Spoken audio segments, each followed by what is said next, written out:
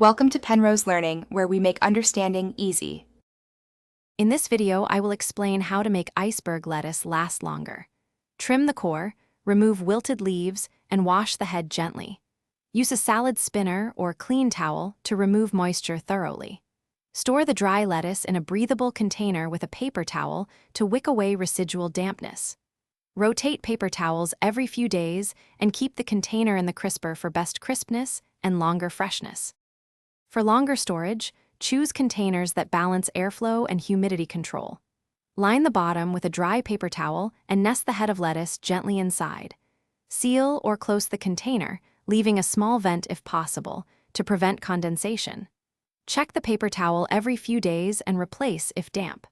This method keeps leaves crisp and reduces waste, giving you fresher salads and fewer trips. Watch for firmness and color to know when to use your lettuce. If leaves become limp, revive them briefly in ice water for 5 to 10 minutes before serving. When you cut the head, store leftover wedges wrapped loosely with a paper towel to minimize moisture contact. Keep separated cut pieces in airtight containers and use within a few days for best texture and flavor to avoid wasted produce. Thanks for watching. If this was helpful, leave a like and consider subscribing. See you next time.